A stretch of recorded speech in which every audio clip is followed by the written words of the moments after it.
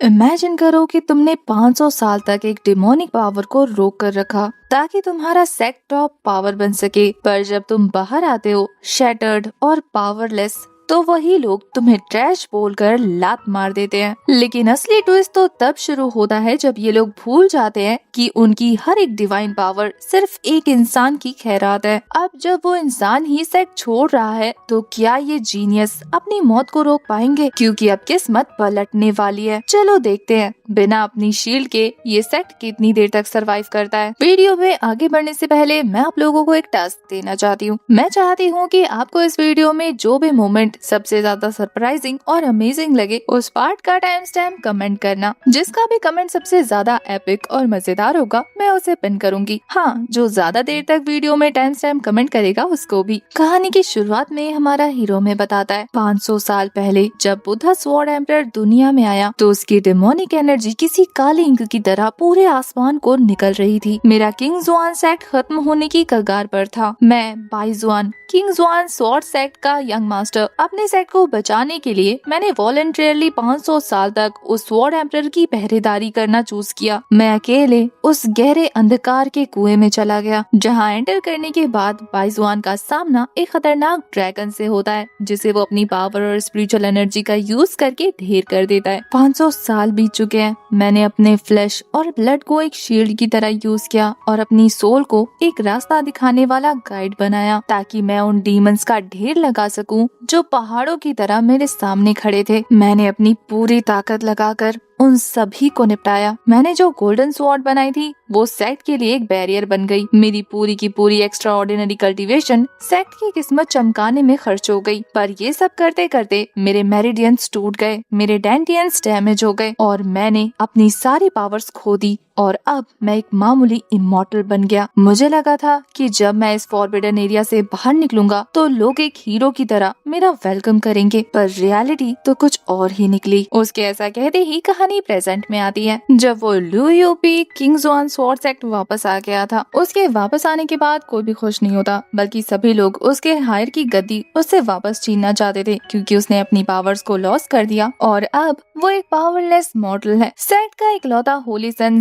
Zone अपनी position बाईजुआन को वापस देते हुए कह रहा था कि मैं इसका हकदार नहीं, आखिर यही यहाँ के यंग मास्टर है। तो हॉल में मौजूद ज़ुवेन और लुकिंग उसे ऐसा करने से मना करने लगती हैं कि ये तो बिल्कुल भी पावर के लायक नहीं है। आप तो सेट के होली सन है, अगर आप सेट को जाने देंगे तो इस सेट का क्या होगा? अगर ये immortal useless low you peak को ऑक्यूपाई करेगा तो फिर ये सेक्ट तो डूब जाएगी। एल्डर्स भी अपनी चुप्पी तोड़ते हुए कहते हैं कि लो यून पीक पर स्पिरिचुअल एनर्जी का अलग ही लेवल है और वहाँ किसी ऐसे को रहना जो कल्टीवेशन नहीं कर सकता सिर्फ एक वेस्ट ऑफ स्पेस है। उन्हें भी लग रहा था कि अगर लो यू पीक किसी को मिलना चाहिए तो वो और कोई नहीं बल्कि होली सन जियांग है। इससे पहले कि वो अपने सेंटेंस को और ज्यादा एक्सप्लेन कर दे तभी वो लड़कियां बाईजुआन की इंसल्ट करते हुए कहती है कि हम बताते हैं क्योंकि ये बाईजुआन अब एक क्रिपल है, इसीलिए अब वो एक ऐसे प्राइम लोकेशन पर रहना डिजर्व ही नहीं करता। वहीं सभी के गुस्से में घी डालने का काम ये बंदा कर रहा था। ये अपने चेहरे पर अच्छाई का मुखौटा ओढ़ते हुए बड़ा दयालु बन के मना करने लगता है कि नहीं, मुझे लुयो पीक नहीं चाहिए। अगर आप लोग मुझे लुयो पीक देंगे तो बाईजुआन क्या सोचेगा? आखिर उसने इतने सालों लगाकर इस सेक्ट को प्रोटेक्ट जो किया है और उसी की वजह से तो उसकी कल्टीवेशन की ये हालत हुई है। इसके अलावा मैं नहीं चाहता कि सीनियर ब्रदर अपनी जगह छोड़े। उसकी फेक काइंडनेस को देखने के बाद वहाँ मौजूद लोग पागल हो रहे थे। सबको लग रहा था कि ये होली सन कितना ज्यादा टैलेंटेड और काइंड है, लेकिन सच तो ये था कि ये पूरा सीन एक कैलकुलेटेड मूव है जो बाईजुआन को नीचा दिखाने के लिए किया गया है। बाईजुआन उसकी चालों को अच्छे से समझ गया था, इसलिए वो कहता है कि ज़ियाजुन मानना पड़ेगा। 3 सालों तक मेरी पोजीशन हासिल करने के लिए तुमने कितने पापड़ बेले और अब फाइनली मेरी पोजीशन हासिल करने के लिए और मुझे सेक्ट से निकालने के लिए तुमने ये चाल चली है, लेकिन मैं तुम्हें ये लुओ पीक नहीं लेने दूंगा। ये कहते हुए वो कहता है कि मैं तुम्हें अपनी पोजीशन नहीं देने वाला। इस पर तो ज़ुवेन फिर से उसकी इंसल्ट करते हुए कहती है कि एक केव ज्वेलिंग के लिए तुम जैसा इमॉर्टल सच में होली सन के साथ कॉम्पिटिट करने वाला है। वही एल्डर्स भी कहाँ पीछे रहने वाले थे, वो भी उसे टॉन्ट मारते हुए कहते हैं कि तुम कितने अनग्रेटफुल हो गए हो। उन सभी ने मिलकर सेक्ट लीडर से उसकी शिकायत करनी शुरू कर दी थी। वहीं सेक्ट लीडर को भी हमारा बाईजुआन ही गलत लग रहा था, इसीलिए वो अपना ऑरा शो करते हुए बाईजुआन को उसके घुटनों पर सप्रेस करने लग जाती है, ये कहते हुए कि विकेड डिसाइपल, क्या तुम जानते हो कि तुम्हारा क्राइम क्या है? तुम्हारी सोच बहुत ज्यादा घटिया है और तुम अपने फेलो डिसाइपल्स को बुली कर रहे हो। वो सारे एक साथ साथ मिलकर उसके खिलाफ हो चुके थे। वो लोग तो उसे सेट से बाहर निकालने के बारे में भी बात करने लग जाते हैं। एक मॉडल यूजलेस पर्सन को वो अपने सेट में रखना नहीं चाहते थे ताकि उनके सेट की रेपुटेशन ना गिरे। ये सुनकर कि ये लोग उसे सेट से एक्सपेल करना चाहते हैं, एक तंज भरी हंसी हंसते हुए कहता है कि मेरे 500 साल जो मैंने उस फॉरबिडन एरिया को गार्ड करते हुए गुजारे, आज ये सेट जहाँ पर भी पहुँचा है वो मेरी बदौलत पहुँचा है। इस सेट के फॉर्च्यून को मैंने अपने हाथों से सींचा है। अगर मैं वो फॉर्च्यून तुम लोगों से वापस ले लूं तो तुम जानते हो कि इस किंग्स वन सेट का क्या होगा। इस सेट का वजूद ही खत्म हो जाएगा। सेट लीडर गुआन ज़ुएलेन सीधा सीधा ऑर्डर दे देती है कि बाइज़ुआन तुम्हें सेट से एक्सपेल कर दूंगी अगर तुमने होली सन को लियो यू पीक देने से मना कर दिया तो। ये सुनकर बाइज़ुआन अपना गुस्सा शो करते हुए गुआन ज़ुएलेन का नाम लेकर कहता है कि क्या तुम सच में इतनी हिम्मत रखती हो कि मुझे सेट से निकाल दो। अब ये देखकर कि वो इस लहजे में सेक्ट लीडर से बात कर रहा है, हर कोई उस पर चढ़ना शुरू कर देता है कि क्या तुम्हें सेक्ट लीडर से बात करने की तमीज नहीं, तुम्हारी हिम्मत कैसे हुई उन्हें धमकाने की। वही बाइज़ुआन याद करता है कि कैसे 500 साल पहले बुद्धा स्वॉर्ड एम्परर की डेमोनिक एनर्जी को सप्रेस करने का काम और किसी को नहीं बल्कि गुआन ज़ुएलेन को मिला था, लेकिन वो इतना ज्यादा डर जाती है कि अपनी स्वॉर्ड गिराकर वो जाने से ही मना कर देती है। तब बाइज़ुआन आकर वॉलंटियर करता है। इतने सालों से उसने गार्ड किया था और उसके फॉर्चून से ये सेक्ट चल रहा था। इस बात के बारे में वो पूरी तरह से भूल गई है। उसी के एम्परर स्वॉर्ड की पावर की वजह से सेक्ट में काफी सारे जीनियस जन्मे हैं, चाहे वो निर्वाणा बॉडी की पावर हो या अजूरे लोटस बॉडी या अब तक का सबसे पावरफुल मैरिड स्वॉर्ड हार्ट। ये सारे ही जीनियस उसकी स्वॉर्ड आर्ट की देन है। और अब इस सारे एहसानों को भूलकर वो बाइज़ुआन को धमकी दे रही है कि वो सेक्ट से एक्सपेल कर दिया जाएगा। जिन न्यू एडमिट डिसाइपल्स को बाइज़ुआन की स्टोरी नहीं पता थी, वो 500 साल के उसके सेक्रीफाइस को सुनकर अब उसे सिंपैथाइज कर रहे थे। वही ये देखकर कि डिसाइपल बाइज़ुआन के सपोर्ट में बोल रहे हैं, गुआन ज़ुएलेन का गुस्सा फूट पड़ता है। वो अपने हाथ को पंच बनाते हुए कहती है कि तुम्हारी हिम्मत कैसे हुई झूठ फैलाने की, और फिर वो सोल सप्रेशन को और भी ज्यादा हार्ड करते हुए हमारे हीरो को इंजर्ड कर देती है, इतना कि वो अपने मुंह से ब्लड निकालने लग गया था। वो बाइज़ुआन के बारे में कहती है कि तुम एक नंबर के झूठे हो, सिर्फ स्वॉर्ड बैरियर को प्रोटेक्ट करने के अलावा तुमने और कुछ भी नहीं किया। इस सेक्ट में जो कुछ भी आज है वो सब कुछ मेरी देन है। मेरी अचीवमेंट को अपना कहने की तुम्हारी हिम्मत कैसे हुई। सेक्ट लीडर का साथ देने के लिए वहाँ पर जू वैन और लूजिंग भी थी। उनके सपोर्ट से बाकी सबका भी ब्रेन वॉश हो जाता है, यहाँ तक कि एल्डस भी उसके सपोर्ट में हमारे बाइज़ुआन को सेक्ट छोड़कर जाने को कह देते हैं। वही बाइज़ुआन उनकी हरकतें देखने के बाद कहता है कि मुझे घिन आ रही है अपनी सोच से कि मैंने अपनी जिंदगी तुम लोगों के लिए सेक्रीफाइस की। अगर तुम लोगों की यही ख्वाहिश है तो ठीक है, मैं इस सेक्ट को अबैंडन करने वाला हूँ। मेरे जाने के बाद याद रखना तुम सभी लोग नील डाउन करते हुए मेरे पास आओगे। उस वक्त बाइज़ुआन की बातों पर कोई यकीन नहीं करता, बल्कि वो लोग कहते हैं कि हम नील डाउन होंगे या तुम। अगर सेक्ट ने तुम्हारे ऊपर से अपना रहमो करम उतार लिया ना तो फिर तुम दर दर की ठोकरें खाते फिरोगे। एक तो तुम्हारे पास कल्टीवेशन पावर नहीं है और दूसरा ताजे ताजे मॉडल बने हो। मॉडल जिंदगी की डिफिकल्टीज के बारे में तो तुम्हें अंदाजा भी नहीं है। वही गुआन ज़ुएलेन भी कहती है कि ठीक है, अगर तुम्हें इस सेक्ट से जाना है तो खुशी खुशी जाओ, तुम्हारी धमकियों से हम नहीं डरने वाले। और फिर वो अपने सामने विड्रॉल एग्रीमेंट निकालते हुए कहती है कि जल्दी से इसे साइन कर दो, इसके बाद इस सेक्ट से तुम्हारा कोई नाता नहीं रहेगा। आज के बाद से ऑफिशियली तुम इस सेक्ट के डिसाइपल नहीं रहोगे। वांग और लुकिंग भी उसे उकसाने लगते हैं कि अभी तो इतनी बड़ी बड़ी बातें कर रहे थे, देखते हैं कि इस एग्रीमेंट को साइन करते भी हो या नहीं। उन्हें तो लग रहा था कि इतनी आसानी से सेक्ट को छोड़ के क्यों जाएगा। वैसे भी सेक्ट से निकलने के बाद दर दर भटकने के अलावा इसको और कोई काम नहीं बचेगा। वही अभी भी ज़ियांग ज़ुन अच्छाई का नाटक कर रहा था, ये कहते हुए कि सीनियर ब्रदर, आपको किसी की बात पर ध्यान देने की जरूरत नहीं, आप प्लीज इस कॉन्ट्रैक्ट पे साइन मत करना। आपकी कल्टीवेशन सेटल हो चुकी है, अगर आप सेट से जाएंगे तो फिर बाहर क्या करेंगे। पर बाइज़ुआन तो यही सोच रहा था कि ये सोचो कि एक बार अगर मैंने अपना रहमो करम तुम्हारे ऊपर से हटा दिया तो फिर तुम लोग क्या करोगे। मुझे तो ये सोच कर ही घिन आ रही है कि मैं इतने सालों तक कचरों को प्रोटेक्ट करने के लिए अपनी कल्टीवेशन दांव पर लगा रहा था, अब मैं सिर्फ खुद के बारे में सोचने वाला हूँ। ये कहते ही वो अपने फिंगर को कट करता है और उस विड्रॉल एग्रीमेंट पर साइन करके हमेशा हमेशा के लिए किंग्स वन स्वॉर्ड सेक्ट से अपना नाता तोड़ देता है। बाकी लोग भी ये देखकर हैरान थे कि उसने बिना सोचे साइन कर दिया, पर गुआन ज़ुएलेन ऐसे दिखाती है जैसे उसे काफी ज्यादा खुशी हुई ये जानकर कि अब बाइज़ुआन का नाता नहीं है उसके सेक्ट के साथ। इसीलिए कहती है कि अब यहाँ से दफा हो जाओ, इतनी दूर कि दोबारा अपनी शक्ल मत दिखाना। और फिर वो अपनी डिवाइन पावर का यूज करके पूरे सेक्ट में अनाउंस कर देती है कि आज के बाद से बाइज़ुआन का इस सेक्ट से कोई लेना देना नहीं है। चाहे वो मरे या जिए, सेक्ट को कोई परवाह नहीं। किसी भी इनर डिसाइपल ने अगर उसे अप्रोच करने की या प्रोटेक्ट करने की कोशिश की तो वो भी सेक्ट से बाहर कर दिया जाएगा। ये अनाउंसमेंट सुनने के बाद बाइजुआन बड़ी रिस्पेक्ट के साथ उसे थैंक यू बोलता है इतनी काइंडनेस दिखाने के लिए। वो भी वहाँ से जाते हुए यही कह रहा था कि आज के बाद से किंग्सजुआन सेक्ट और मेरे बीच किसी तरीके का कोई रिश्ता नहीं। किंग्सजुआन सेक्ट में चाहे आग लगे मेरी बला से। जो लोग उसे फूटी आंख नहीं पसंद कर रहे थे वो यही कहते हैं कि इतनी अकड़ बिना कल्टीवेशन के, देखना एक दिन में ही दौड़ते दौड़ते वापस आएगा यहाँ पर अंदर आने की भीख मांगने के लिए। ग्वान ज़ुएलन को भी यही गलतफहमी थी, इसलिए वो कहती है कि अगर ये कचरा वापस आए तो इसे तब तक नील डाउन रखना जब तक कि मैं अपनी कल्टीवेशन कंप्लीट करके वापस ना आ जाऊं। वो 1 महीने से भी ज्यादा वक्त के लिए सर्कुलेशन में जा रही थी। वहीं अब फाइनली जब बाइजुआन वहाँ से चला जाता है तो हमें ज़ांग जुन के असली इरादे पता लगते हैं। वो तो चाहता था कि वो मर जाए। वो कहता है कि बाइजुआन बेशक से बाहर तड़प के मर जाना, लेकिन दोबारा सेक्ट वापस मत आना, वरना अब मैं तुम्हारा वो हाल करूंगा कि तुम याद रखोगे। वहीं बाइजुआन भी इतने सालों से सेक्ट में रहने के बाद उसे फेयरवेल स्माइल देते हुए वहाँ से निकल जाता है। उसके जाते ही हमें न्यानजाओ नाम की एक लड़की को दिखाते हैं जो कि टियानजियान पवेलियन में सर्कुलेशन में बिजी थी। तभी अचानक से उसे एहसास होता है कि कुछ गड़बड़ है। वो अपने हेवनली मिरर का यूज करते हुए चेक करती है तो पता चलता है कि उसके जूनियर ब्रदर बाइजुआन यहाँ से जा चुके हैं।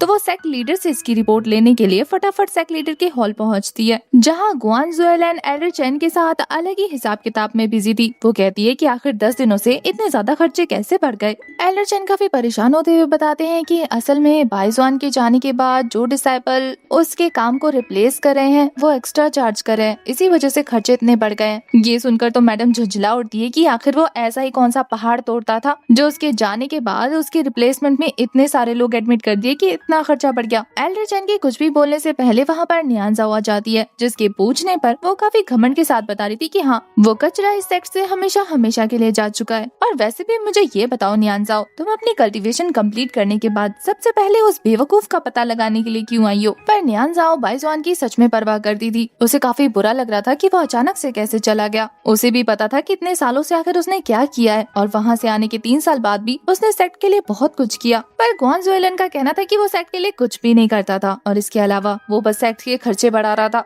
तुम्हें पता है हर महीने उसकी सैलरी में कितने स्पिरिट स्टोन जाते थे? वो एल्डर चेन से पूछती है तो वो कहते हैं कि ज्यादा नहीं, बस 10 लो लेवल के स्पिरिट स्टोन। ग्वान ज़ुएलन पहले तो ऐसे बिहेव करती है जैसे कि कितना बड़ा अमाउंट हो, लेकिन फिर खुद ही हैरान हो जाती है कि बस 10 लो लेवल के स्पिरिट स्टोन। लेकिन अपने बात पर टिके रहने के लिए वो कहती है कि तो क्या हुआ, 10 स्पिरिट स्टोन भी बहुत होते हैं एक इमॉर्टल के लिए। आखिर उसे कौन सा कल्टीवेशन के लिए इक्विपमेंट्स और ट्रेजर्स खरीदने पड़ते थे। ग्वान ज़ुएलन को भी नहीं पता था कि आखिर बाइजुआन को इतने कम पैसे क्यों मिलते थे। पता चला इसके पीछे और कोई नहीं बल्कि ज़ांग जुन का हाथ है। उसी ने एल्डर चेन को कहा था कि वो अब एक मॉडल बन चुका है, इसीलिए उसे इतनी सैलरी दो जितनी किसी आउटर कोर्ट के डिसाइपल को दिया जाता है, वो भी वहाँ के सबसे यूजलेस सर्वेंट को जो कोई काम नहीं करते। एल्डर चेन बताते हैं कि कभी कभी तो उसे पूरे पैसे भी नहीं मिलते थे क्योंकि ज़ांग जुन पनिशमेंट के नाम पर उसकी सैलरी में से पैसे कट कर लेते थे। न्यानजाओ ये सुनकर ये फील करने लगती है कि आखिर 3 सालों तक उसने क्या कुछ नहीं सहा। उसे वहाँ पर मौजूद सब पर गुस्सा आ रहा था और उससे भी ज्यादा बाइजुआन के लिए तरस। आखिर वो कैसी जिंदगी जी रहा था यहाँ पर, जबकि उसने अपने फॉर्च्यून से इस सेक्ट को कितने अच्छे से नरिश किया। अब तक ये वर्ड सुनते सुनते ग्वान ज़ुएलन बाजार आ चुकी थी, इसलिए वो कहती है कि बंद करो अपनी बकवास। वो इस सेक्ट के लिए कुछ नहीं करता था, इसीलिए उसके जाने के बाद यहाँ पर कुछ भी फर्क नहीं पड़ा। न्यानजाओ समझ जाती है कि इस बेवकूफ को समझाने का कोई फायदा नहीं, इसलिए वो कहती है कि आशा करती हूँ फ्यूचर में तुम रिग्रेट नहीं करोगी।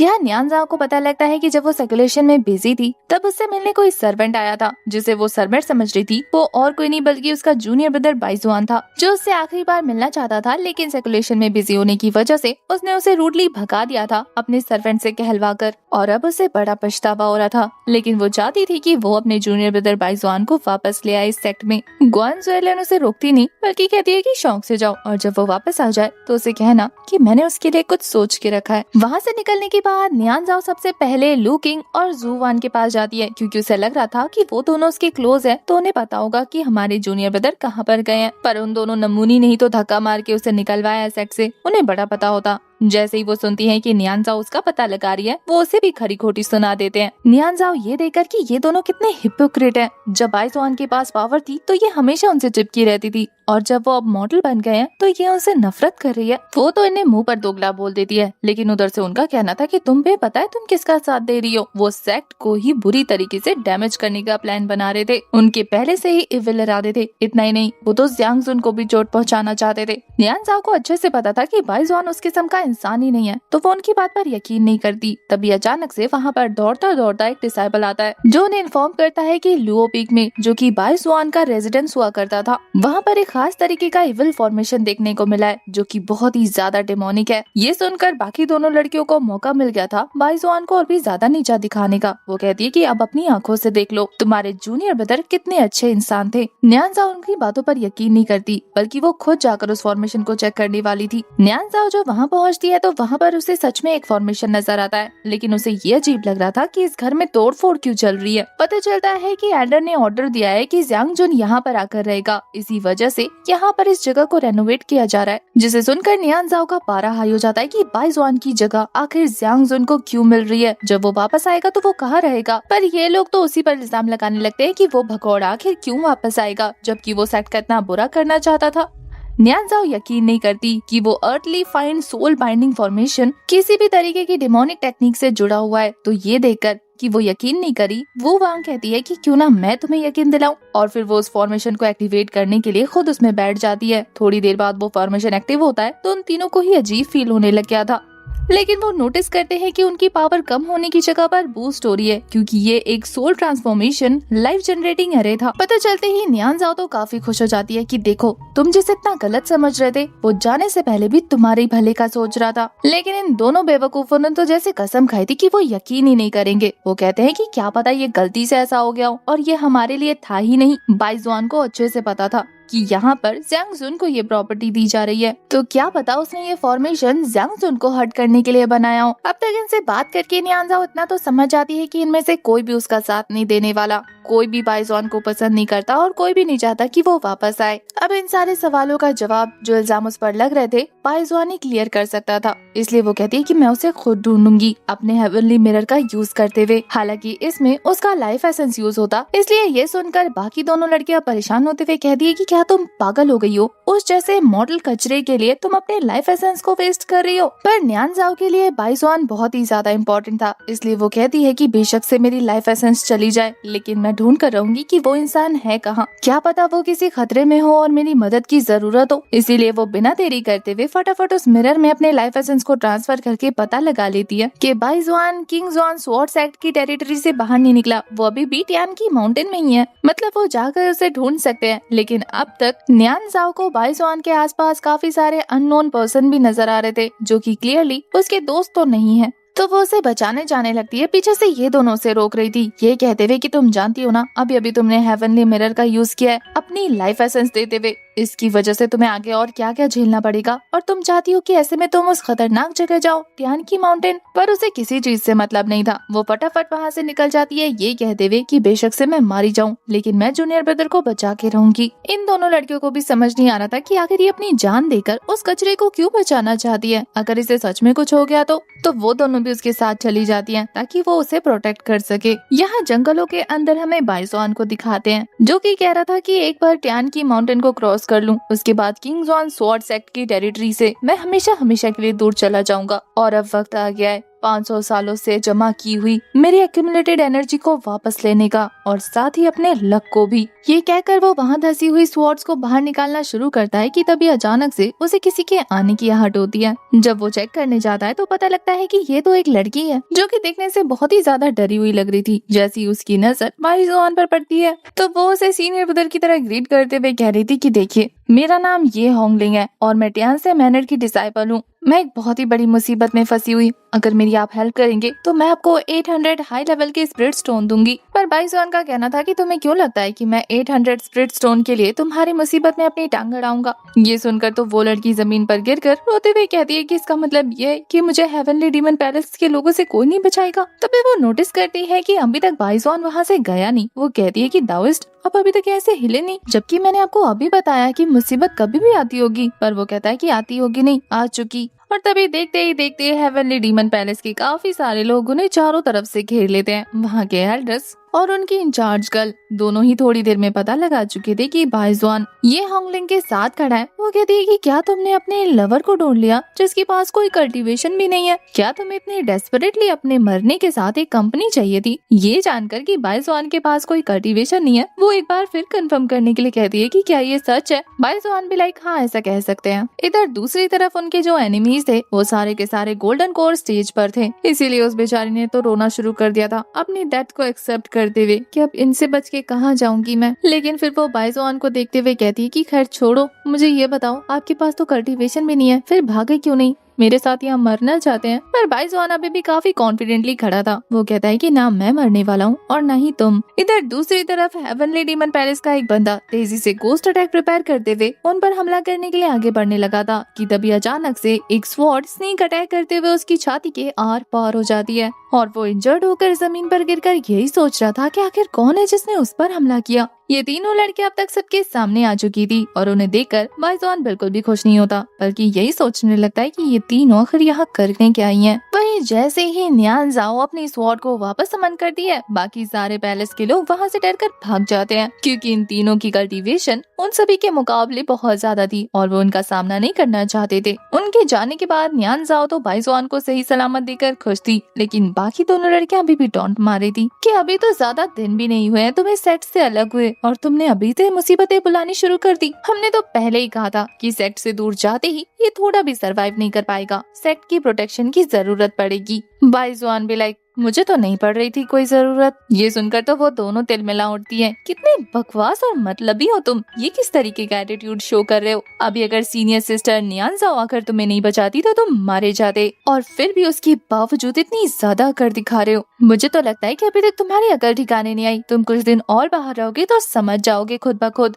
सीनियर सिस्टर यहाँ से निकलते हैं, इसे यही जंगल में रहने दो। ये कहकर वो न्यानजाओ को अपने साथ चलने को कहती है, पर न्यानजाओ बाइजुआन से कहती है कि देखिए आपके पास कल्टीवेशन नहीं है, आप अगर जंगल में रहे तो काफी सारी मुसीबतें आपको परेशान कर सकती हैं। उससे बेहतर है कि आप हमारे साथ सेट वापस चलें। वो लोग इस बारे में बात कर ही रहते कि तभी देखते ही देखते आसमान काले बादलों से भर जाता है। मौसम काफी ज्यादा खतरनाक हो चुका था। तभी आसमान में ब्लैक कलर की एनर्जी फैल जाती है और एक आवाज सुनाई देती है जो काफी गुस्से में उन तीनों लड़कियों को धमकाते हुए कह रही थी कि तुम प्रीमोडियल सोल्स की आंट, तुम्हारी हिम्मत कैसे हुई मेरे हेवनली डीमन पैलेस के मैटर में इंटरफेयर करने की। ये कहते हुए देखते ही देखते वो एनर्जी तेज होते हुए वो बंदा भी सामने आ जाता है। पता चलता है कि ये और कोई नहीं बल्कि हेवनली डीमन एंसेस्टर है, हेवनली डीमन पैलेस का। इनके पास तो डिवाइन आर्टिफैक्ट भी मौजूद है और इसके अलावा ये ट्रांसफॉर्मेशन एक्सपर्ट है। जू वैंग और लू किंग दोनों ही काफी बुरी तरीके से डर चुकी थी। वो उस डीमन एंसेस्टर से रिक्वेस्ट करने लग जाते हैं कि प्लीज हमें जाने दीजिए। वो अपने जान की भीख इसीलिए मांग रहे थे क्योंकि उन दोनों को अच्छे से पता था कि यहाँ पर मौजूद हर एक इंसान भी अपनी पूरी ताकत से लड़े तो भी डिवाइन आर्टिफैक्ट ट्रांसफॉर्मेशन का सामना नहीं कर पाएंगे। ये दोनों लड़कियां फिर से बाइजुआन को क्रिटिसाइज करना शुरू कर देती हैं कि अगर हम इस कचरे की हेल्प करने के लिए नहीं आए होते तो आज इस मुसीबत में नहीं फंसते। वो न्यानजाओ को भी कहती है कि हमें जल्द से जल्द यहाँ से निकलना चाहिए, पर न्यानजाओ ने अपनी स्वॉर्ड बाहर निकाल ली थी। वो फाइट के लिए तैयार होते हुए कहती है कि तुम लोग जाओ यहाँ से, मैं इस बंदे से फाइट करके ही रहूंगी। वो हेवनली डीमन एंसेस्टर काफी ज्यादा भड़कते हुए कहता है कि तुम्हें क्या लगा मैं तुम्हें यहाँ से जाने दूंगा? आज यहाँ से कोई भी बच के नहीं जाने वाला। उसने हेवनली क्लॉ भी तैयार कर लिया था उन्हें निपटाने के लिए।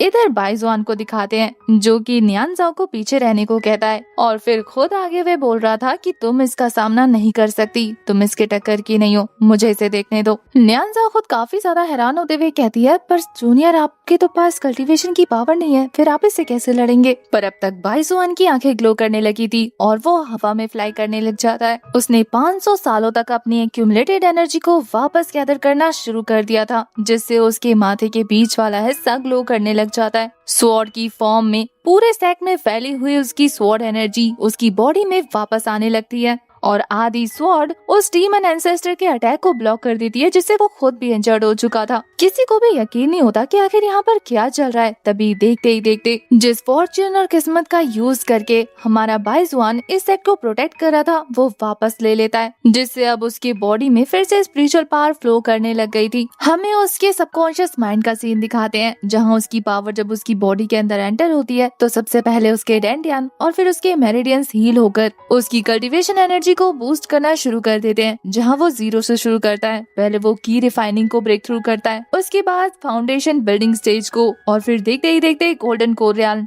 और फिर नेंस एंड सोल रियाल्म। फाइनली वो स्पिरिट ट्रांसफॉर्मेशन रियाल्म तक पहुंच गया था और अब पूरी तरह से अपनी पावर को सेंस करते हुए वो सेलेस्टियल डिवाइन रियाल्म पर पहुंच जाता है, जहां उसका ऑरा काफी डेडली लग रहा था। और अब वो अपनी नेंस एंड सोल का यूज करते हुए 1000 स्वॉर्ड फॉर्मेशन क्रिएट कर लेता है। वो हेवनली डीमन एंसेस्टर अपनी आंखें फाड़ फाड़ कर यही देख रहा था। उसे तो यकीन नहीं होता कि किसी ने हेवन और अर्थ की कंप्लीट पावर को मास्टर कर लिया। ऐसा कैसे पॉसिबल है? वही न्यान ज़ाओ भी हैरान थी कि उसके जूनियर ब्रदर ने अपनी कल्टीवेशन रिकवर कर ली और अब वो पहले से भी 100 गुना ज्यादा ताकतवर लग रहे हैं। बाकी दोनों छिपकलियों को तो अभी भी यकीन नहीं हो रहा था। वो सोचती हैं कि क्या वो सपना देख रही हैं। वो इतने सालों से अकेले में बैठकर कल्टीवेशन कर रही है, लेकिन फिर भी अभी तक ब्रेक थ्रू कंप्लीट नहीं कर पाई। इतने सालों से गोल्डन कोर रियाल्म पर ही अटकी हुई हूँ और ये बंदा एक ही दिन में क्रिपल होने के बावजूद भी कंप्लीशन स्टेज पर पहुँच गया है। उन्हें तो लग रहा था कि पक्का इसने किसी ब्लैक मैजिक का यूज किया होगा या फिर किसी तरीके की ट्रिक। वही वो बुढ़ा भी पगलाया हुआ था कि अभी तो तुम एक मॉडल थे, अब एक मॉडल में कैसे बदल गए? तुम बस मुझे बेवकूफ बना रहे हो, इतनी पावर तुम्हारे पास हो ही नहीं सकती। ये कहते हुए वो अपने स्पिरिचुअल बीस्ट को समन करता है, जो कि एक पॉइजनस स्नेक था। वो स्नेक तेजी से आगे बढ़ते हुए हमारे हीरो पर हमला करने वाला था कि बाइजुआन अपने नेंस एंड सोल का यूज करके सिर्फ अपने फिंगर टिप से ही उस बीस्ट को धराशायी कर देता है। उसका नामो निशान मिट चुका था। वो बंदा इतना ज्यादा गॉडली लग रहा था कि इस बंदे की तो फट के 4 हो जाती है। तभी बाइजुआन अपने 2 फिंगर को मूव करते हुए अपने स्काई पियर्सिंग स्वॉर्ड को समन कर लेता है, जो कि उस बुड्ढे पर हमला करने वाला था। तभी उसके अटैक को ब्लॉक करने के लिए ये बुढ़ा भी अपने 10,000 डीमन स्वॉर्ड शील्ड का यूज करने लग गया था,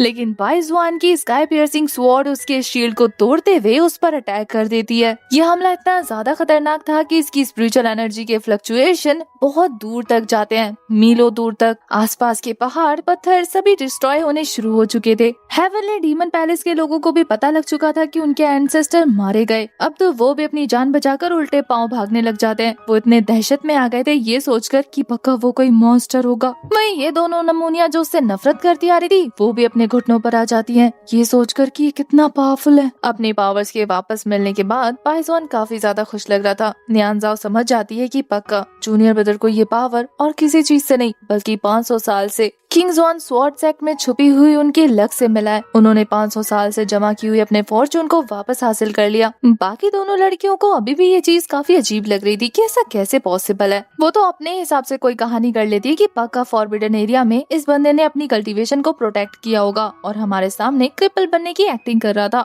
और अब जब अपनी जान पे बात बनाई तो अपनी पावर शो करने लग गया, ऐसे ड्रामा दिखाते हुए कि इसकी पावर वापस आ गई है। ये 3 सालों तक हमें बेवकूफ बनाता रहा ताकि कोई इस पर शक न करे और ये सेक्ट के ट्रेजर छुपा छुपा कर कल्टीवेशन को इम्प्रूव करता रहे। और यही वजह है जो ये सेक्ट छोड़ने के लिए इतना ज्यादा मरा जा रहा था, क्योंकि इसे डर लग रहा था कि आज नहीं तो कल इसकी चोरी पकड़ी जाएगी और इसे फिर काफी भारी पनिशमेंट मिलेगी। न्यान ज़ाओ को अपनी इन जूनियर्स पर इतना ज्यादा गुस्सा आने लगता है कि ये क्या पैदाइशी बेवकूफ थी। क्या इन्हें दिखाई नहीं दे रहा कि वो बंदा पूरी तरह से अपनी पावर को अभी हासिल कर रहा है। कोई अपने मेरिडियंस को कैसे डिस्ट्रॉय कर सकता है सिर्फ झूठा नाटक करने के लिए। बेवकूफ लड़कियों, अब ये सोचो कि इसने किंग्सऑन स्वॉर्ड सेक्ट से अपना फॉर्चून वापस ले लिया, हमें कितना बैकलैश झेलने को मिलेगा, कौन कौन से कॉन्सिक्वेंसेस फेस करने पड़ेंगे। न्यान ज़ाओ ने तो पूरा मन बना लिया था कि जैसे ही बाइजुआन यहाँ उनके सामने आएगा वो उसे लेकर सेक्ट चली जाएगी, क्योंकि वो ऐसे अपना फॉर्चून गंवाना नहीं चाहती थी। वो मतलब ही नहीं थी बल्कि जानती थी कि आखिर बाइजुआन सेक्ट के लिए कितना इम्पोर्टेंट है और उसका ना होना उनके लिए कैसी कैसी मुसीबतें लेकर आएगा। लेकिन ये दोनों लड़कियां समझने को बिल्कुल तैयार नहीं होती। बाइजुआन जब उनके सामने आता है तो न्यान ज़ाओ उससे कहती है कि चलो वापस चले। सेक्ट मास्टर को जब पता लगेगा आपकी कल्टीवेशन का तो वो काफी खुश होंगी, पर बाइजुआन वापस नहीं जाना चाहता था। वो कहता है कि तुम्हारे सेक्ट मास्टर और तुम्हारे सेक्ट का मेरी कल्टीवेशन या पावर से कोई लेना देना नहीं, मैं उनके बिना भी सब कुछ हैंडल कर सकता हूँ, इसलिए वापस चली जाओ और अपने साथ इन दोनों नमूनियों को भी ले जाना।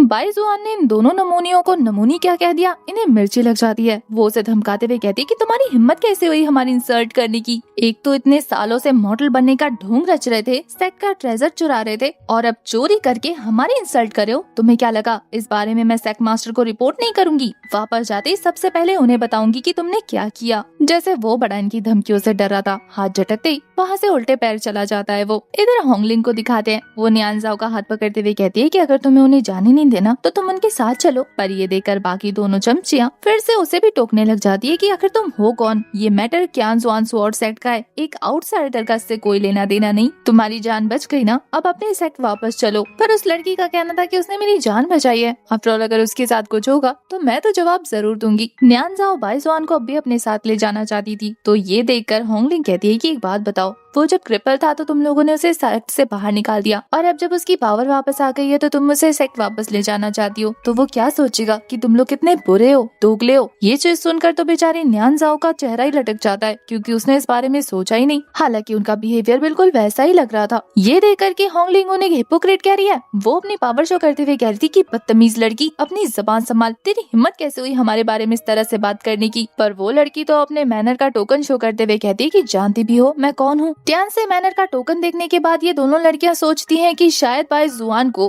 ध्यान से मैनर की तरफ से सपोर्ट मिल रहा है, इसी वजह से वो क्यान जुआन स्वॉर्ड सेट को लात मार के आया है। पर रियल में ऐसा कुछ भी नहीं था। इससे पहले कि होंगलिंग उन्हें इस बारे में समझा पाती, तभी अचानक से उन सभी का टोकन ग्लो करने लग गया था और उससे सेक्ट मास्टर की आवाज आती है कि जल्द से जल्द सारे डिसाइपल सेक्ट में वापस आओ, अर्जेंट मीटिंग करनी है। ये सुनकर तो वो दोनों जाने के लिए तैयार हो गई थी। वहीं न्यानजाओ काफी परेशान लग रही थी कि वो जाए या ना जाए। जब ये दोनों चमचिया उसे मनाती है कि क्या पता सेक्ट में कोई मुसीबत आ गई हो, तो वो सेक्ट वापस चली जाती है। उसके जाने के बाद होंगलिंग यही सोच रही थी कि शायद क्यान जुआन स्वॉर्ड सेट के लोग इतने भी अच्छे नहीं, इतने सालों से बस उस हाई लेवल के कल्टीवेटर की पावर को एब्जॉर्व करके अपना फायदा निकाल रहे थे। वैसे हेल्प तो उसने मेरी भी की है, तो मैं इसका बदला जरूर चुकाऊंगी, चाहे कोई तुम्हें ढूंढे या ना ढूंढे, मैं तुम्हें जरूर ढूंढने वाली हूँ। बाइजुआन ज्यादा दूर गया भी नहीं था कि होंगलिंग उसके पास पहुंच जाती है, उसे ढूंढते ढूंढते। बाइजुआन को लग रहा था कि होंगलिंग के साथ साथ बाकी लड़कियां भी यहाँ पर आने वाली होगी, पर होंगलिंग क्लियर करती है कि नहीं, वो सारे लोग जा चुके हैं, शायद उनके सेक्ट में कुछ ज्यादा ही बड़ा मसला क्रिएट हो गया है। पर बाइजुआन को अच्छे से समझ लग रही थी कि आखिर वो बिग इवेंट क्या होने वाला है। असल में ज़्यांगज़ुन की personal divine natal sword forge होने जा रही है। अब स्वॉर्ड का लक उन्हें बैकफायर करने ही वाला है, मतलब ये इवेंट जैसा उन्होंने सोचा है वैसा नहीं हो रहा होगा। अपने दिमाग में ये बातें सोच लेने के बाद वो मिस ये से कहता है कि अब यहाँ से हमें अपने रास्ते अलग करने होंगे, हम साथ में कंटिन्यू नहीं कर सकते। पर होंगलिंग परेशान होते हुए कहती है कि क्यों,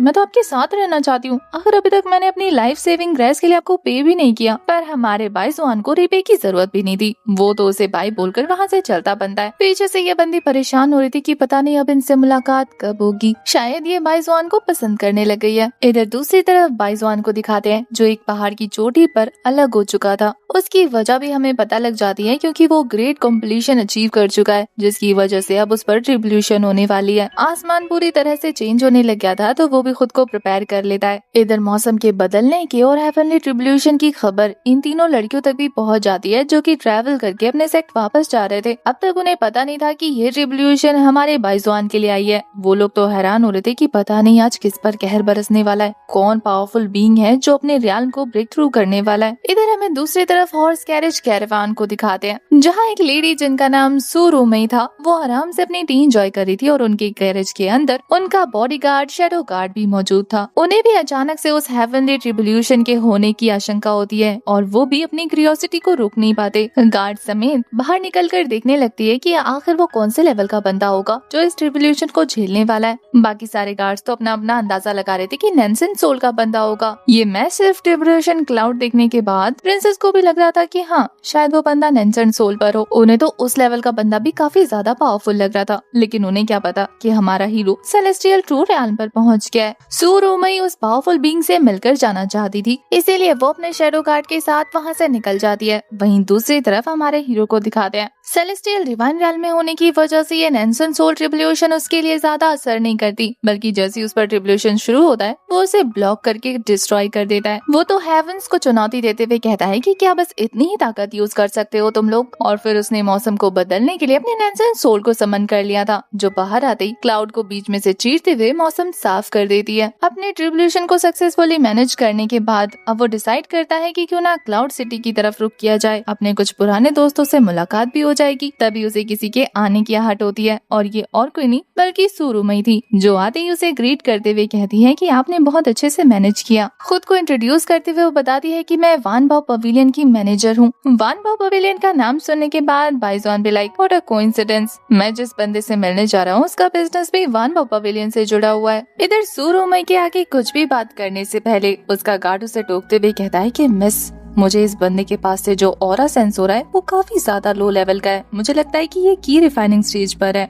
ये सुनकर सुरुमई काफी हैरान होते हुए कहती है कि ऐसा कैसे हो सकता है, ये बंदा अगर की रिफाइनिंग स्टेज पर होता तो उस पर ट्रिब्यूशन क्यों होती। पर इस सवाल का जवाब हमें थोड़ी देर में मिल जाता है, क्योंकि बाइजॉन बता रहा था कि उसके नॉर्मल होने के बाद बाहर के लोगों को उसकी कल्टीवेशन लो शो होगी, क्योंकि ऐसा उसने किया है। तब उसे ये देखना था कि इन लोगों को अगर वो की रिफाइनिंग स्टेज पर लग रहा है तो फिर ये लोग उसे कैसे ट्रीट करते हैं। वो लोग तो मान भी जाते हैं कि वो की रिफाइनिंग स्टेज पर है। सुरुमई भी लाइक, बताओ इतने लो लेवल पर होने के बावजूद भी आपने थंडर अटैक को झेल लिया, आप सच में कमाल के हैं। वैसे अगर आप बुरा ना माने तो आप बताएंगे कि आप कहाँ जा रहे हैं या फिर कहाँ से बिलोंग करते हैं। बाइजॉन बिना छुपाए बता देता है कि वो क्लाउड सिटी जाने की तैयारी कर रहा है। वो लोग खुश हो जाते हैं कि अरे वाह, हम भी क्लाउड सिटी जा रहे हैं, तो अगर आप बुरा ना माने तो हमें ज्वाइन कर सकते हैं। वो उन्हें मना नहीं करता बल्कि कहता है फिर तो इस मामले में मैं आपको थोड़ी तकलीफ दूंगा आपके साथ जाकर। इधर वान बाओ पवेलियन के बाकी सारे लोगों को दिखा रहे थे जो कि सुरुमई से जूनियर है। वो इसी बारे में बात कर रहे थे कि हमारी सीनियर कितनी एरोगेंट है, हमें यहाँ रेस्ट करने का बोलकर वो उस कल्टीवेटर से मिलने चली गई जो कि अननोन है। एक तो हमारा कीमती टाइम बर्बाद करी है, ऊपर से बताया भी नहीं कि कब लौटेगी। उन लोगों को दूर से सुरुमई आते हुए नजर आ जाती है और साथ ही हमारा हीरो बाइजॉन भी। उसकी कल्टीवेशन उन्होंने भाप ली थी। वो कहते हैं कि बताओ इस लो लेवल के कल्टीवेटर से मिलने गई थी, मिलना तो ठीक है, ये तो उसे उठा के अपने साथ ही ले आई। सुन सभी को हमारे हीरो से इंट्रोड्यूस करते हुए कहती है कि अभी जो ट्रिब्यूलेशन तुमने देखी वो इन्होंने हैंडल की थी और अब ये हमारे साथ क्लाउड सिटी जा रहे हैं। बाकी सब लोग भी सुनकर हैरान थे कि इतने लो लेवल पर होने के बावजूद भी इस पर थंडर अटैक हुआ। आज तक की कल्टीवेशन हिस्ट्री में उन्होंने ऐसा केस कभी नहीं सुना था। पक्का इसकी कल्टीवेशन कमी है ना, की रिफाइनिंग लेवल पर होने के बावजूद भी इसने हमें इतना लंबा इंतजार करवाया। पहले पता होता तो सीनियर को जाने ही नहीं देते। इधर दूसरी तरफ सुरुमई उसे काफी ज्यादा रिस्पेक्ट शो करी थी, इसलिए वो कहती है कि इन कल्टीवेटर के लिए एक अलग से बगी तैयार की जाए, ये हमारे साथ ही सफर करने वाले हैं, तो याद रखना कि इन्हें सफर के दौरान किसी भी तरीके की कोई दिक्कत ना हो। बाकी सारे कल्टीवेटर्स जो कि शेयरिंग भी जा रहे थे वो कहते हैं कि एक अकेली बगी इन्हें दे दी जाए। इतनी रिस्पेक्ट तो हमारे ग्रुप के गोल्डन कोर कल्टीवेटर को भी नहीं दिया आपने। आखिर इतना प्रिविलेज एक की रिफाइनिंग लेवल के बंदे को क्यों दिया जा रहा है। इनफैक्ट जो बंदे उनकी टीम में फाउंडेशन बिल्डिंग स्टेज पर थे उन्हें तो पैदल चलने को कहा गया था। बाकी सारे लोग भी विद्रोह करना शुरू कर देते हैं। उनका लीडर यूजिंग वो तो बिल्कुल इस बात के खिलाफ था कि हमारे बाइजॉन को एक सिंगल कैरेज दिया जाए। तभी सू उन्हें चुप कराते हुए कहती है कि हमारे फेलो दाओइस्ट को हमारे वान दाओ पवेलियन के डिस्टिंग्विश्ड गेस्ट है और अपने मेहमानों की रिस्पेक्ट करना हमारी लायबिलिटी है, तो तुम लोग इस तरीके से क्यों बिहेव कर रहे हो।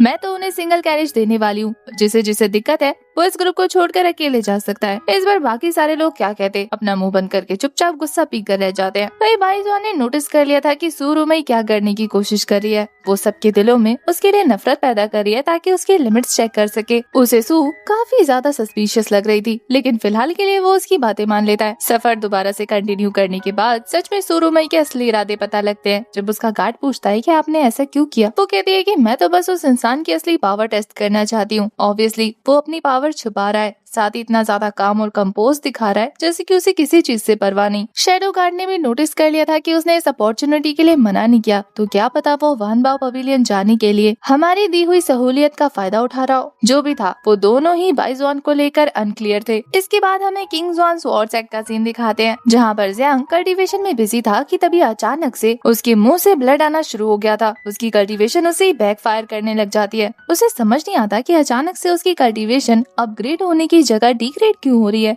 तभी उससे मुलाकात करने के लिए सेक्ट लीडर गुआन ज़ुएलन आती है। उसे भी उसका ऑरा काफी अजीब सा महसूस हो रहा था। वो कहती है कि तुम्हारे साथ कुछ गड़बड़ तो नहीं हुई ना, मुझे तुम्हारे ऑरा में कुछ फ्लक्चुएशन महसूस हो रही है। पर वो बंदा बड़ी चालाकी से बात को घुमा देता है, ये कहते हुए कि आपने इतना कंसर्न शो किया उसके लिए आपका शुक्रिया। यहाँ गुआन ज़ुएलन को उससे बहुत ज्यादा उम्मीद थी। वो उससे कहती है कि देखो कुछ ही दिन में तुम्हारी स्पिरिट मैटर स्वॉर्ड अपेक होने वाली है, तो तब तक कुछ भी गड़बड़ मत करना। वैसे भी तुम्हारी सीनियर सिस्टर को देखो, कल्टीवेशन छोड़कर वो उस कचरे के पीछे गई है उसे बुलाने के लिए। यहाँ भी ये बंदा बड़ा अच्छा बनते हुए एक्टिंग करने लग जाता है कि क्या करे, आप उन्हें दोष मत दीजिए, आखिर वो लोग उन्हें कई 100 सालों से जानती है ना, तो अटैचमेंट हो गई है, उनका परेशान होना नेचुरल है। ग्वान ज़ुएलन को लग रहा था कि बाइजुआन वापस आ जाएगा, इसलिए वो कहती कि एक बार वो कचरा वापस तो आए। मैं सच में उसे ऐसा मजा चखाने वाली हूँ ना कि वो जिंदगी भर याद रखेगा। दोबारा इस तरीके की नौटंकी करने से पहले उसे 100 बार सोचना पड़ेगा। वहीं सेक्ट लीडर के जाने के बाद ये बंदा दरवाजा लगाकर अभी भी हमारे बाइजुआन को कोस रहा था कि कमीना यहाँ से जाने के बाद भी अटेंशन ग्रैब कर रहा है। ऐसा लगता है कि उसके पास जो चीजें उन्हें हासिल करने के लिए और उसे कम्प्लीटली अपनी जिंदगी से रिमूव करने के लिए मुझे उसे जान से मारना होगा। ये बोलकर वो एक असैसिन ग्रुप को एक मिशन पकड़ाता है कि माउंटेन के नीचे जाकर किसी बंदे को निपटाना है और फिर वो उसे तोड़ देता है ताकि उसके ऊपर कोई इल्जाम न लगे। इधर दूसरी तरफ हमें वान बाओ पवेलियन को लोगों को दिखाते हैं। उनके रास्ते में एक प्रॉब्लम आ गई थी। सू जाकर चेक करती है तो पता चलता है कि आगे एक अरे बनी हुई है जो कि उनके रास्ते को ब्लॉक कर रही है। अपने गार्ड से पूछने पर कि क्या कोई इस अरे को डिस्ट्रॉय कर सकता है, बाकी सारे लोग तो हाथ खड़े कर देते हैं, लेकिन उन्होंने बाइजुआन को फंसा दिया था ये कहते हुए कि ये कर सकते हैं ना। आखिर ये इतने हाई लेवल के कल्टीवेटर जो है इतनी टेरिफाइंग हेवनली ट्रिब्यूशन को झेलने के बाद जिंदा वापस आ गए, तो एक छोटे मोटे अरे को तो निपटा ही सकते हैं।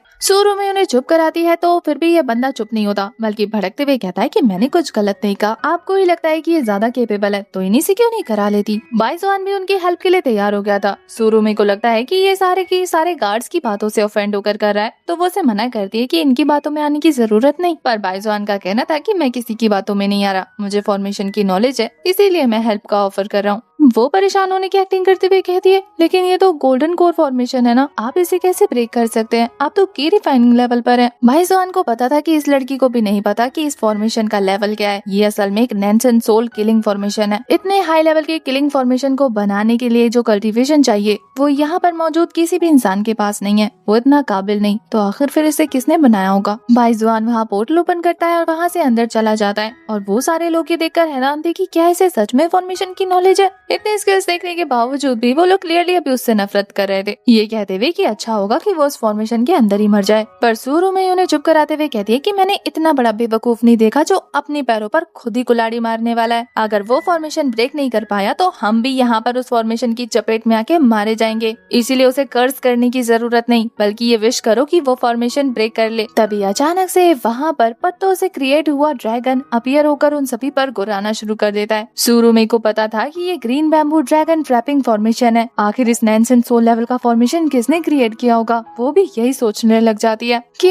ऐसे कौन से पावरफुल कल्टीवेटर को उसने ऑफेंड कर दिया। बाहर उन लोगों पर हमला होने लग गया था और यहाँ पर हमारा हीरो उस फॉर्मेशन के कोर तक पहुँच जाता है। इससे पहले कि वो उस कोर को ब्रेक करके उस फॉर्मेशन से बाहर निकलता, तभी अनोनिमस पर्सन दो आकर उसका रास्ता रोक लेते हैं। पता चलता है कि ये दोनों बंदे चोर हैं और ये दोनों ही गोल्डन कोर रियान पर हैं। ये फॉर्मेशन भी इन्होंने ही बनाया था, बाइजुआन के लिए नहीं बल्कि वान बाओ पवेलियन के लोगों के लिए, क्योंकि इन्हें किसी ने खबर दी थी कि उनके पास अर्थ रैंक का स्पिरिचुअल आर्टिफैक्ट है। जब वो देखते हैं कि बाइजुआन यानी की रिफाइनिंग लेवल का बंदा उनके फॉर्मेशन के कोर तक पहुंच गया, वो कहते हैं कि इसने टाइम बर्बाद कर दिया, जल्द से जल्द इसे निपटाते हैं और उस स्पिरिचुअल आर्टिफैक्ट को हासिल करके यहाँ से चले जाते हैं। बाइजुआन को तो उनकी सोच पर हंसी आ रही थी कि ये लोग वान बाओ पवेलियन को लूटने आए, इसका मतलब कि मैं उस बंदे से जिससे मिलने जा रहा हूँ उसको ये कहानी सुनाकर एक्स्ट्रा पैसे लूंगा। उन बंदों को समझ नहीं आता कि ये किस बारे में बात कर रहा है, हालांकि वो समझ जाते हैं कि इसे मारना उनके लिए जरूरी है। तो ब्लैक रो वाला बंदा आगे आकर बाइजुआन पर हमला करने वाला था, पर वो तो बिना अटैक किए उसे पूरी तरह से वैनिश कर देता है। वो हवा में ऐसे गायब हो गया था जैसे कि उसका एग्जिस्टेंस कभी इस दुनिया में था ही नहीं। वहीं अपनी आंखों से ये टेरिफाइंग नजारा देखने के बाद वो व्हाइट रॉब्ड बंदा अपने घुटनों पर आ चुका था। अब तक तो वो समझ जाता है कि बाइजुआन की रिफाइनिंग लेवल पर तो नहीं है, इसलिए वो उससे पूछ रहा था कि बताओ तुम कौन से रियान के कल्टीवेटर हो। बाइजुआन स्माइल के साथ सिर्फ ग्रेट कहता है। उतने में वो बंदा समझ गया था कि ग्रेट डिवाइन रियान पर हो तुम। इधर बेचारे को एक्स्ट्रा सोचने का टाइम नहीं मिलता और बाइजुआन उसे भी पूरी तरह से मिटा के रख देता है, क्योंकि उसे हमारे बाइजुआन के रियल कल्टीवेशन के बारे में जो पता लग चुका था। अब तक की इस कल्टीवेशन वर्ल्ड में कोई भी ऐसा बंदा एग्जिस्ट नहीं करता जिसने सेलेस्टियल डिवाइन रियाल्म को अचीव किया हो। अगर वो इस व्हाइट रॉब वाले बंदे को नहीं मारता तो फिर ये खबर ऐसे फैलती जैसे कि हवा में परफ्यूम। उन्हें निपटाने के बाद अब ये फटाफट उस कोर वाले बैम्बू ट्री को भी पूरी तरह से जड़ से उखाड़ देता है, जिससे वो फॉर्मेशन वीक पड़ जाती है। उधर दूसरी तरफ वो सभी लोग उस इल्यूशनरी ड्रैगन के साथ फाइट कर रहे थे, जहाँ उनके पास एक गोल्डन कोर लेवल का बंदा था, वो भी इस ड्रैगन को संभाल नहीं पाता। सूरुमई का शैडो गार्ड भी उसके साथ फाइट करता है और वो भी ज्यादा देर टिक नहीं पाता। इससे पहले कि ये ड्रैगन सूरुमई को हर्ट करता, उससे पहले वो ब्लास्ट हो जाता है, क्योंकि हमारे हीरो ने उस फॉर्मेशन को ब्रेक कर दिया था। अब तक हमारा हीरो सही सलामत उनके सामने आ जाता है तो उन लोगों की क्यूरियोसिटी आसमान छू चुकी थी। वो कहते हैं कि क्या तुमने उस फॉर्मेशन को ब्रेक किया, तुम सही सलामत कैसे आ गए। जो लोग बाइजॉन से चिड़े हुए थे वो भी क्लियरली जानना चाहते थे कि आखिर बाइजॉन ने किया क्या। इतनी लो लेवल की कल्टीवेशन के साथ बाइजॉन उनकी ज्यादा टेंशन ग्रैब नहीं करना चाहता था, इसलिए वो कहता है कि मैंने तो बस एक बैम्बू ट्री को कट किया, उसके अलावा कुछ भी नहीं। बाकी सारे लोग तो ये सुनकर हंसने लगते हैं कि सिर्फ एक छोटे से बैम्बू को कट किया, मतलब कि ये फॉर्मेशन का इससे कोई लेना देना नहीं। तभी सडनली एक डिसाइपल ने नोटिस कर लिया था कि वो बैम्बू तो असल में उस फॉर्मेशन का कोर था। सूरुमई हैरानी के साथ उससे पूछती है, तो तुमने उस फॉर्मेशन के कोर को काट दिया। यूजिंग नाम का बंदा जो कि बाइजॉन से सबसे ज्यादा चिढ़ा हुआ था, वो कहता है कि तो क्या हुआ सीनियर, इसने एक बैम्बू ट्री को ही तो काटा है, उसमें ऐसा कौन सी खास चीज थी, उसे तो मैं भी काट सकता हूँ। ये बोलकर अपनी स्वॉर्ड निकाल लेता है। बाइजॉन को पता था कि जब तक ये बंदा मुंह की नहीं खाएगा तब तक इसकी अकड़ ठिकाने नहीं आएगी, तो वो भी उसे नहीं रोकता। और जब ये बंदा जाकर उस कटे हुए बैम्बू ट्री पर भी हाथ लगाता है जिससे फॉर्मेशन मिट चुका था, तो भी उड़ता उड़ता काफी दूर जाकर गिरता है। ये नजारा देखकर सूरुमई भी लाइक करवा ली अपनी बेइज्जती, अब बीच में मत आना। और फिर वो अपने पूरे ग्रुप की जान बचाने के लिए हमारे बाइजॉन का थैंक यू बोलती है, साथ ही अपनी तरफ से उसे एक गिफ्ट देती है। पहले तो बाइजॉन समझ रहा था कि पता नहीं क्या ही देगी और वो क्यों लेगा, पर सूरुमई के काफी ज्यादा इंसिस्ट करने पर और वो स्वॉर्ड शो करने पर, जिसका नाम शैडोलेस इमॉर्टल स्वॉर्ड था, उसे देखकर बाइजॉन भी हैरान था। पता चलता है कि ये एक अर्थ रैंक स्पिरिचुअल एनर्जी वाला ट्रेजर है जिसको वो रॉबर्स चुराने आए थे। ये वही ट्रेजर है। इतना ही नहीं, ये इतना ज्यादा खास है कि इस स्वॉर्ड की रैंक भी चेंज होती रहती है। 500 साल पहले ये स्वॉर्ड इमॉर्टल मानी जाती थी और इसने हेवन रियल्म को भी सरपास कर दिया था। सूरुमई बताती है कि ये उसके वानबाओ पवेलियन में ऑक्शन में सबसे लास्ट आइटम होने वाला था, लेकिन अपनी जान बचाने के लिए वो बाइजॉन के लिए बहुत ज्यादा शुक्रगुजार है, तो वो उसे ये स्वॉर्ड देना चाहती है उसके लिए रिस्पेक्ट शो करते हुए, क्योंकि इन लोगों ने बाकी उसकी बहुत ज्यादा बेइज्जती कर दी है। अब वो बहुत ज्यादा रिक्वेस्ट करी थी तो बाइजॉन मानता भी नहीं, और ये ट्रेजर भी तो खास था तो वो ले लेता है। बाइजॉन की मन की बातों से हमें पता लगता है कि 500 साल पहले उसने एड़ी चोटी का जोर लगाकर इस स्वॉर्ड को ढूंढने की कोशिश की थी। उसे क्या पता था कि किस्मत उसे सामने से ऑफर करेगी, क्योंकि उसने अपना लक जो वापस ले लिया। उस ट्रेजर को अपने स्टोरेज बॉक्स में रखने के बाद वो सूरुमई को ऑफर करता है कि आज के बाद अगर सूरुमई को भी किसी भी चीज की हेल्प हो तो वो जरूर से कोशिश करेगा कि वो उनकी हेल्प करे। सूरुमई को यही चाहिए था। वो जानती थी कि इसकी कल्टीवेशन कम है, लेकिन ये बंदा पावरफुल है। अगर ये इसके पीछे सपोर्ट में रहा तो बाकी चीजें उसके लिए थोड़ी आसान हो जाएगी। जिन्होंने भी अब तक हमारे हीरो की बेइज्जती की थी, उन्हें भी अपनी हरकतों पर शर्मिंदगी हो रही थी कि उन्होंने कितना बेइज्जत किया इस बंदे को, और इसी ने उनकी जान बचाई। वहीं यूजिंग, जो कि अब तक हमारे हीरो को जान से मारने की बात कर रहा था, वो भी लुटी पुटी हालत में अपनी गलती एक्सेप्ट करने लगता है कि मैं कितना गलत था। इसलिए वो माफी मांगने के तौर पर अपनी जिंदगी भर की जमा पूंजी उसके हवाले कर देता है, जिसे बिना सोचे समझे बाइजॉन ने हासिल कर लिया था, क्योंकि वो इन्हें सबक सिखाना चाहता था। बाकी सब लोग भी उसे अपना अपना ट्रेजर, पैसे ऑफर करते हैं और वो सबको ले लेता है, क्योंकि आगे की जर्नी में उसे इसकी जरूरत पड़ती। अपने गैरेज में वापस जाने के बाद जब वो उस स्वॉर्ड को चेक करता है तो पता चलता है कि उसमें थोड़े से फ्लॉज हैं, उसे रिफाइनिंग की जरूरत है। 500 साल पहले किस्मत से उसने रिफाइनिंग का काम सीख लिया था, तो वो स्वॉर्ड को वहीं बैठे बैठे रिफाइन करने लग जाता है। इधर दूसरी तरफ किंग जॉन स्वॉर्ड सेट का सीन दिखाते हैं, जहाँ एल्केमी रूम के अंदर ग्वान ज़ुएलिन बड़ी बेसब्री से अपनी बाकी तीनों डिसाइपल्स के आने का इंतजार कर रही थी। जब वो तीनों आते हैं तो वो उनसे रिपोर्ट मांगने लगती है कि तुम लोगों ने काफी ज्यादा वक्त गवा दिया उस कचरे को ढूंढने में, जल्दी से उस कचरे को मेरे सामने लाओ ताकि मैं उसे इसकी सजा दे सकूं। पर तभी न्यानजाओ बहुत ज्यादा परेशान होते हुए बताती है कि सेक्ट मास्टर, उसने हमारे साथ आने से मना कर दिया। अब ये सुनकर कि वो वापस नहीं आया, वो कहती है कि वो कचरा क्या चाहता है, वो क्या हमारी इंसल्ट कर रहा था, ये कहते हुए अपनी पावर रिलीज करने लग जाती है। इस चुड़ैल से ये भी बर्दाश्त नहीं हो रहा कि बाइजॉन ने सेक्ट वापस आने से मना कर दिया। तभी वो दोनों चमचियां अपना झूठ बयान करना शुरू कर देती हैं कि आप जानती है सेक्ट मास्टर, हमने क्या देखा, हमने देखा कि उसने सेक्ट का ट्रेजर चुराया है और यही वजह है कि वो सेक्ट वापस नहीं आया। दूसरी वाली कहती है कि आप जानते हैं उसने डीमन एंसेस्टर मास्टर को भी मार डाला, जबकि वो नेंस एंड सोल स्टेज पर था, वो भी एक अटैक से। ये सुनकर तो ग्वान ज़ुएलिन भी हैरान रह जाती है कि आखिर उसने ऐसा कैसे किया। वहीं ये दोनों बताती हैं कि शायद उसने फॉरबिडन एरिया में कोई ट्रेजर हासिल कर लिया होगा और 500 सालों से उस ट्रेजर की हेल्प से अपनी पावर को स्टोर करके रखा होगा। हमारे सामने क्रिपल होने की एक्टिंग की और सेक्ट से बाहर जाने के बाद अपनी पावर्स वापस ले ली। और तो और सेक्ट मास्टर, वो तो हमें धमका रहा था कि वो सेक्ट का फॉर्च्यून छीन चुका है। ये सुनकर कि 500 साल पहले उस बंदे को कोई ट्रेजर मिल गया होगा फॉरबिडन एरिया से, ज़ांग ज़ुन अपना असली चेहरा छुपा नहीं पाता। वो अपने मन में सोच रहा था कि यही वजह है कि वो कमीना 500 साल पहले वॉलंटियर करने चला गया, क्योंकि उसे पहले ही पता लग गया होगा कि वहाँ पर रेयर ट्रेजर है। इसके बाद तो वो सेक्ट मास्टर को बड़ा चढ़ाकर बहुत ज्यादा अच्छा बनते हुए कहता है कि सेक्ट मास्टर अब क्या होगा, वो तो सेक्ट का सुप्रीम ट्रेजर चुरा कर ले गया। अब इन सारे बेवकूफों को लगेगा कि हमारे बाइजुआन के पास जो स्वॉर्ड है वो उसे फॉरबिडन एरिया से मिली है। यहाँ पर वो काफी ज्यादा भड़कते हुए कहती है कि अब अगर वो मेरे हाथ चढ़ा तो मैं उसे फॉरबिडन एरिया वापस भेज दूंगी, वो भी उसकी कल्टीवेशन को डिस्ट्रॉय करते हुए। यहाँ न्यानजाओ ने समझाने की कोशिश करती है तो ये बेवकूफ उसे चुप कराते हुए कहती है कि तुम अभी उसका साइड लेने की कोशिश कर रही हो, तुम्हें दिखाई नहीं देता कि मैंने अपने सेट में एक सांप पाला हुआ था और वो हमें डस के चला गया, तुम्हारे सपोर्ट की वजह से उसे इतनी हिम्मत मिली होगी। यहाँ ज़्यांग भी उसे कहता है कि सीनियर सिस्टर आपको उसे इतना ज्यादा सपोर्ट नहीं करना चाहिए था, वो आपके सपोर्ट के लायक नहीं, आप तो उसे बचाने भी चली गई, अगर उसे मरने देती तो अच्छा होता। पर ये सुनकर तो न्यानजाओ उस पे ही भड़कने लगती है कि मेरे सामने ज्यादा अच्छा बनने का ड्रामा मत करो, मुझे पता है तुमने 3 सालों में उसके साथ क्या किया और उसे कैसे ट्रीट कर रहे थे, आज वो इस सेट को छोड़ के गया उसकी वजह तुम हो और अभी भी उस पर इल्जाम लगा रहे हो। ज़्यांग जुन तो अपने मन में कह रहा था कि ये कमीनी लगता है मरना चाहती है, लेकिन ऊपर से वो उसके सामने सीनियर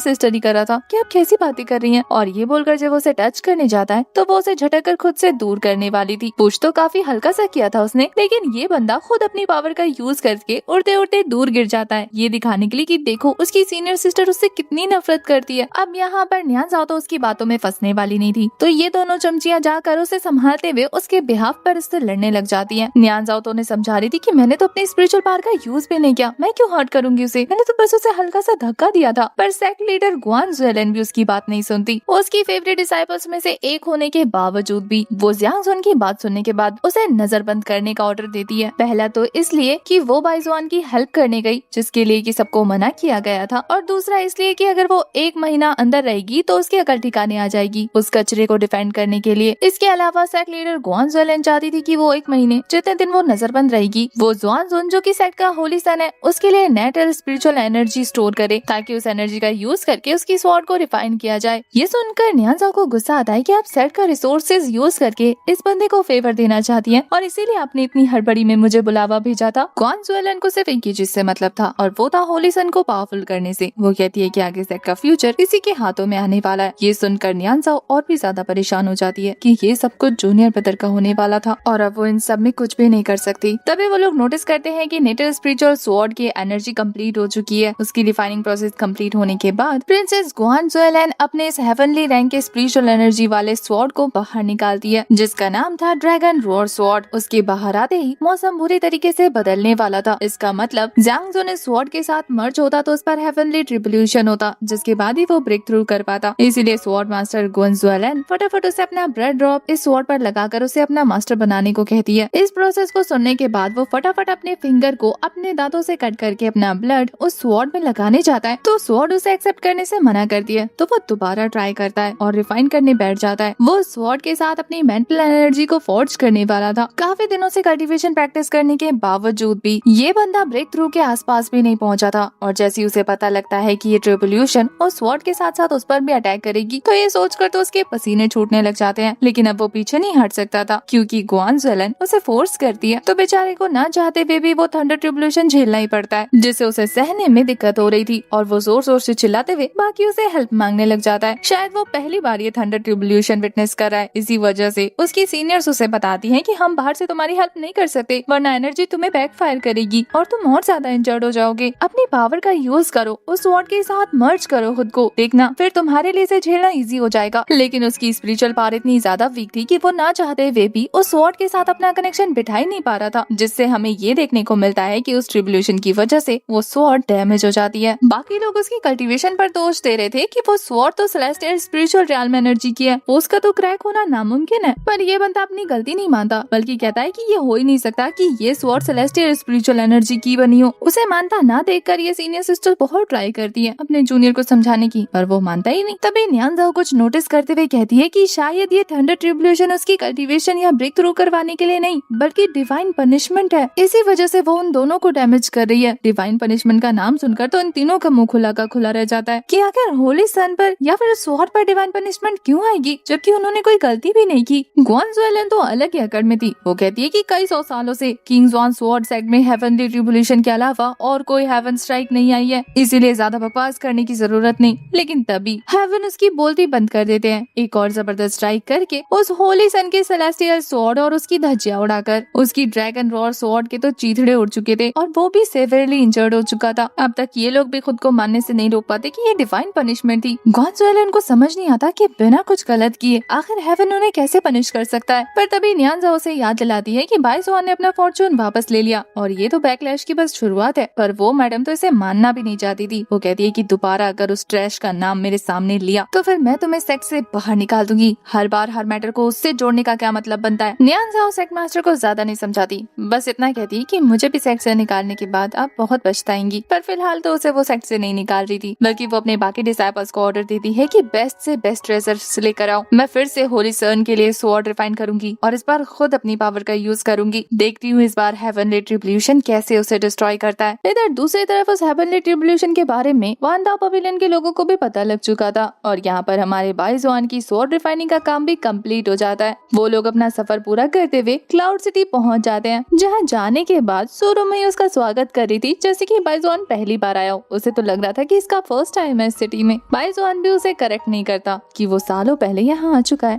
तभी सूरुमई कहती है कि अगर आप चाहें तो आपके पास अगर इस सिटी में कोई रहने की जगह ना हो तो आप वानवा पवेलियन में आके रह सकते हैं। तभी देखते ही देखते वो लोग सिटी वॉल के बाहर पहुंच गए थे, जहां से एंटर होने के लिए उन्हें टोकन की जरूरत पड़ती क्योंकि वहां पर डिफेंसिव अरे बनाया गया था। पता चलता है कि इस सिटी का क्रिएटर और कोई नहीं बल्कि हमारा बाइजुआन है, जिसने यहाँ के सिटी लॉर्ड शैंग के साथ मिलकर इस जगह को अपने हाथों से क्रिएट किया था और ये अरे भी उसने खुद बनाई थी। इसी वजह से वो तो वहाँ से आराम से क्रॉस कर जाता है बिना टोकन के। सूरुमई तो और ज्यादा हैरान रह जाती है, लेकिन जब वो खुद ट्राई करती है तो बेचारी को जोर का बिजली का झटका लगता है। वो समझ नहीं पाती कि आखिर इस इंसान में ऐसा क्या खास है कि ये अरे भी उसके आगे फीकी पड़ गई। तभी शैडो गार्ड वहाँ उसके पीछे से अपीयर होते हुए कहता है कि मिस सू, मुझे इस बंदे के बारे में काफी सारी डिटेल्स पता लगी है। क्या आप जानती हैं कि 500 साल पहले बाइजुआन ने हमारे सिटी लॉर्ड शैंग के साथ मिलकर इस जगह को को फाउंड किया है, मतलब यहाँ के क्रिएटर वही है। ये सुनकर वो बंदी हैरान रह जाती है कि अभी जैसे वो सिटी के रूल समझा रही थी वो बंदा यहाँ का क्रिएटर है। उस पर तो उसे एक और झटका ये लगता है कि 500 साल पहले उस इमॉर्टल कू ने नैनसेन सोल रियाल को भी क्रॉस कर दिया था। पर इन लोगों को लग रहा था कि शायद इन्होंने जिस बंदे के बारे में सुना है वो इमॉर्टल कू कोई और है और ये बाइजुआन कोई और है। इसका भी सरनेम गू था। तो सूरुमई को ये गलतफहमी हो जाती है कि हो सकता है कि ये उसका कोई डिसेंडेंट हो। तो इस बारे में पूछने के लिए वो बाइजुआन के पास पहुंच ही जाती है कि क्या आप इमॉर्टल गू को जानते हैं। अब जब ये सुनकर कि ये उसके पहले वाले 500 साल पहले वाले सरनेम का यूज कर रही है तो वो मना नहीं कर सकता था। वो कहता है कि हाँ मैं जानता हूँ, कोई काम था। फिर तो वो बंदी खुश होते हुए कहती है तो फिर तो आप पक्का उनके डिसेंडेंट है ना।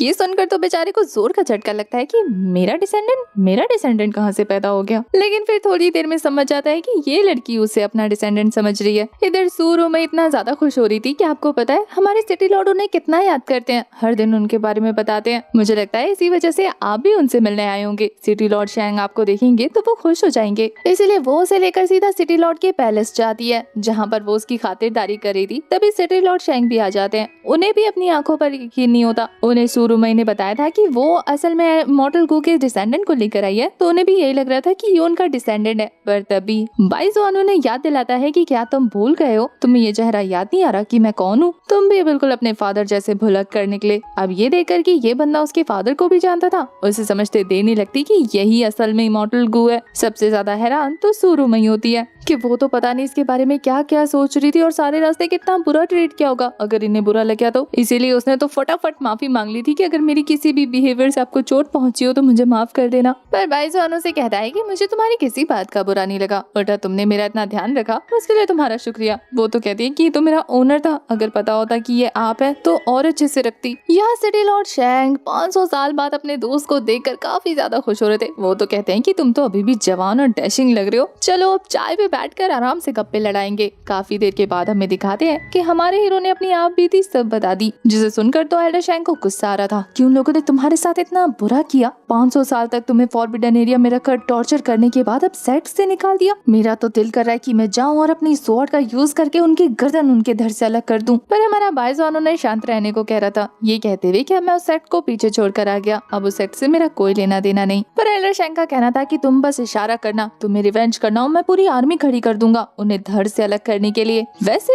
मुझे एक बात बताओ, तुमने कहा था कि तुम्हारे मेरिडियंस डिस्ट्रॉय हो गए, तुम बस इशारा करो कि तुम्हें किस तरीके के मेडिसिन की जरूरत है, मैं क्लाउड सिटी की एक गलियां छान मारूंगा उसके लिए और तुम्हें पूरी तरह से ठीक करके रहूंगा। उनका ये जोश देखने के बाद बाइजुआन बाइज़ोन उन्हें फिर से रिलैक्स करते हुए कहता है कि इसकी जरूरत नहीं। पर वो बंदा कहता है कि कैसे जरूरत नहीं, ये क्लाउड सिटी तुम्हारे लिए बिलोंग करती है, तुम बस एक इशारा करो, मैं सारी चीजें तुम्हारे सामने हाजिर करता हूँ। बाइज़ोन उसे इतना हाइपर होता देखकर कहता है कि शांत, मैं ऑलरेडी ठीक हो चुका हूँ। ठीक भी क्या, मैं तो अपना ब्रेक थ्रू भी कंप्लीट कर चुका हूँ। बेचारे अल्ट्राशाइन को कुछ समझ नहीं आता कि एक साथ दो अच्छी खबर मिली है और ये कैसे पॉसिबल है। बाइज़ोन बताता है कि अब उसकी कल्टीवेशन पहले से भी ज्यादा इम्प्रूव हो गई है। तो वो कहता है कि 500 साल पहले तो तुम डेंसेंट सोल पे थे और कितनी ज्यादा इम्प्रूव हुई है, क्या तुम स्पिरिट ट्रांसफॉर्मेशन रियाल्म पे पहुंच गए हो। पर बाइज़ोन उसे बताता है कि अपना लक वापस लेने के बाद वो सेलेस्टियल डिवाइन रियाल्म पे पहुंच गया है। अपने दोस्त की कामयाबी पर तो ये बुढ़ा खुशी के मारे नाचते हुए उसे शाबाशी देते हुए कह रहा था कि तुम्हें पता है कि तुम नंबर 1 कल्टीवेशन बन गए उस पूरी दुनिया के, जो इतने हाई रैंक पे गए, आज तक इससे ऊपर कोई नहीं जा पाया। तभी बाहर से किंग जॉन स्वॉर्ड साइड के डिसाइपल्स आकर जोर जोर से उस पर चिल्लाना शुरू कर देते हैं। वो उसे बाहर बुला रहे थे। ये देखकर सिटी लॉर्ड शैंग को गुस्सा आ जाता है कि कौन उनके मेंशन के बाहर चीख रहा है। पर अब तक बाइज़ोन को पता लग चुका था कि ये लोग उसके लिए आए। तो वो कहते हैं कि रुको, मैं देख कर आता हूँ। बाहर सूरोमई और वो शैडो गार्ड सिचुएशन हैंडल करने की कोशिश कर रहे थे, लेकिन वो 3 डिसाइपल थे कि कुछ सुनना ही नहीं चाहते थे। वो बाइज़ोन की बेइज्जती करते हुए उसे बाहर बुलाने लगते हैं। और जब वो देखते हैं कि सूरोमई और वो शैडो गार्ड हमारे मॉर्टल गू